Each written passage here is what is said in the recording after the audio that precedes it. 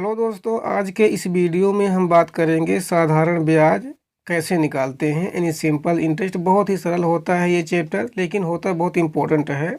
फिर इसके बाद हम नेक्स्ट वीडियो में बात करेंगे चक्रवृद्धि ब्याज की। तो पहले हम देखते हैं साधारण ब्याज में कि मूलधन क्या होता है। मूलधन कुछ समय के लिए अगर किसी से हम पैसा उधार लेते हैं या फिर कुछ पैसा हम बैंक में जमा करते हैं, तो जो पैसा हम रखते हैं तो वो मूलधन होता है। और जितने समय के लिए हम बैंक में पैसा ले रखते हैं या फिर किसी से उधार लेते हैं तो वो होता है समय।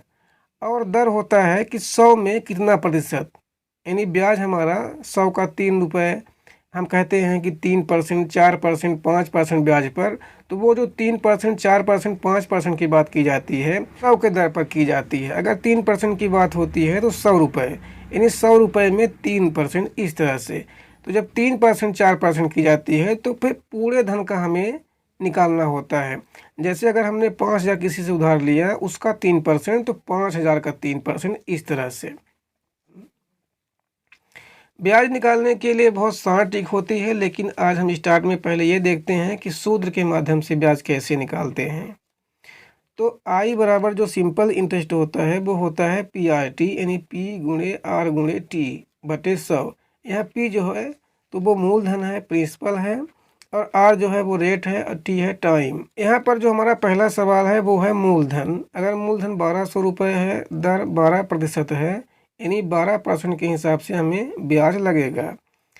समय दिया है 3 वर्ष, तो उसका पहले हम ब्याज निकालते हैं। तो उसी सूत्र के माध्यम से हम दर भी निकाल सकते हैं, समय भी निकाल सकते हैं। तो पहले इसको हम हल करते हैं।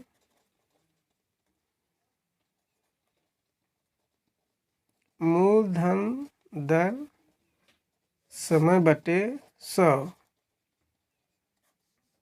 पहले हम ब्याज निकालेंगे, तो ये हो जाएगा 1,200, समय दिया है 3, शून्य से शून्य कट जाएगी, तो ये हो जाएगा 12 में 12 का गुणा करेंगे तो 144, और 144 में हम 3 का गुणा करेंगे तो हमारा आ जाएगा 432। 432 रुपये हमारा ब्याज है। अगर हमें ब्याज और मूलधन सहित पैसा लौटाना है या फिर देना है, यानी मिश्र धन अगर निकालना है, तो मिश्र धन बराबर होता है मूलधन, और इसमें हम ब्याज को जोड़ देंगे। तो जो हमारा मूलधन था वो है 1,200, और ब्याज इसमें हम कितना निकाले हैं, 432 रुपये। अब इसको हम जोड़ देंगे, जो जोड़ेंगे वही हमारा मिश्र धन हो जाएगा, यानी 1,632 रुपये। तो अगला क्वेश्चन है, उसमें मूलधन दिया हुआ है। मूलधन दिया है 56,000, इसमें ब्याज दिया हुआ है 280 रुपये, समय दिया है 2 वर्ष। मूलधन दर गुणे समय बटे 100। अब चूंकि हमें दर बराबर निकालना है, हमें दर बराबर अगर निकालना है तो हम क्या करेंगे, इसी सूत्र से हम बनाएंगे। ये सूत्र दिया हुआ है, इसी सूत्र से हम दर निकालेंगे। तो ये 100 बटे में है, इधर जाएगा तो गुणे में हो जाएगा, यानी ब्याज गुणे 100। और दर बराबर जब हम निकालेंगे तो मूलधन और समय बटे में हो जाएंगे। मूलधन गुणे समय बराबर दर के 280 रुपये, और ये 100 लिखा हुआ है। ये मूलधन हमारा है 56,000, इसको हम लिख लेंगे, और समय दिया है 2 वर्ष, तो हम इसको लिख लेंगे। जब इसको हम हल करेंगे तो ये 2 शून्य, ये 2 शून्य कैंसिल हो जाएंगे, ये शून्य बचा है, ये शून्य बचा है, तो ये शून्य कैंसिल हो जाएगी।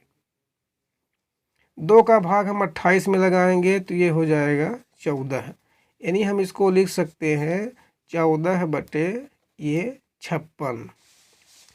अब हम इस 14 में 56 का भाग लगाएंगे तो पहले इसको हम मानक रूप में लिख लेते हैं। इसको हम अब इसमें हम किसी भी एक संख्या का दो अंश में हर में भाग लगाएंगे। तो 2 सत्ते 14, 2 दूनी 4, 1 बचेगा तो 2 अट्ठे 16, 7 एकम 7, 7 चौक 28, 1/4। 1 में 4 का हम भाग लगाएंगे तो 0.25%, यही हमारा आंसर हो जाएगा। यहाँ पर हम भाग लगा के देखते हैं, भाग नहीं जाएगा तो हम भाग न खाए लब्धे शून्य बोलते हैं इसको। शून्य दशमलव रख दिया, यहाँ पर हम शून्य उतारेंगे, 4 दूनी 8, 2 फिर शून्य रखेंगे, 4 पंचा 20, ये कट जाएगा। जो हमारा अगला क्वेश्चन है वो ये है कि 825 रुपये का ब्याज यानी मूलधन 825 रुपये, इसका ब्याज निकालना है। दर है 5% और समय 4 वर्ष 8 महीने, यानी 4 वर्ष 8 महीने बाद 825 रुपये का ब्याज कितना होगा 5% की दर से, यही हमको बताना है। मूलधन दिया है 825 रुपये,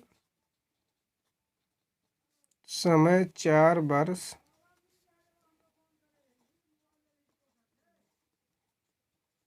8 महीने।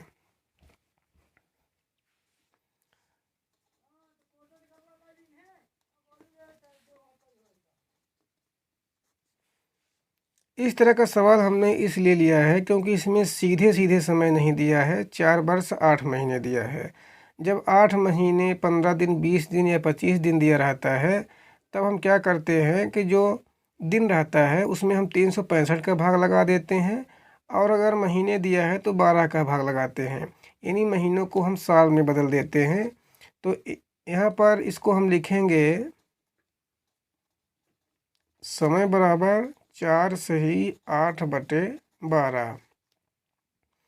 तो ये इसको हम थोड़ा सा छोटा कर लेते हैं, तो 4 का भाग लगाएंगे तो 4 दूनी 8, 4 तिहाई 12, ये हो जाएगा 4 सही 2/3। ये मिश्र भिन्न है, इसको हम बदल देंगे तो ये 4 तिहाई 12 और 12 में 2 को हमको जोड़ना पड़ेगा, तो ये हो जाएगा 14 और ये बटे 3। जो अंश में रहती है उसको हम जोड़ते हैं और जो हर में रहती है उसको हम सीधे लिख देते हैं, तो ये हमारा नया समय हो जाएगा। अब इस समय को लेके हमें सवाल हल करना है। सूत्र है वो है मूलधन गुणे दर गुणे समय बटे 100 बराबर ब्याज। हम मान रख देंगे तो हमारा ब्याज निकल आएगा।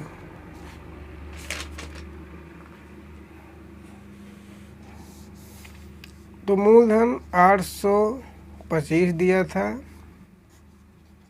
दर 5 है और समय जो है 14 को हम ऊपर लिखेंगे और 3 को नीचे लिखेंगे। अब इसको हमको छोटा कर लेना है, तो हम क्या करेंगे कि अंश और हर में हमें समान संख्या का भाग देना पड़ेगा। तो यहाँ पर मैं 5 का भाग देता हूँ, तो 5 एकम 5 और इसमें लगाऊंगा तो 20 आएगा। 3 का भाग हम 825 में लगा देते हैं, तो 3 दूनी 6, यहाँ पर 2 बचेगा तो ये हो जाएगा 22, 3 सत्ते 21, एक फिर से बच जाएगा हासिल में तो ये 15 हो जाएगा, तो 3 पचे 15, यानी 275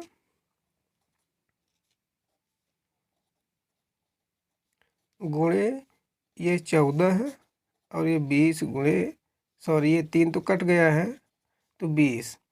अब हम क्या करते हैं कि 14 को और 20 को भी छोटा कर लेते हैं, तो हम 5 का भाग लगाते हैं इनमें, तो 5 चौक 20 और ये हो जाएगा 55 25, 2 बचेगा तो ये फिर 25 हो जाएगा, तो 55 25।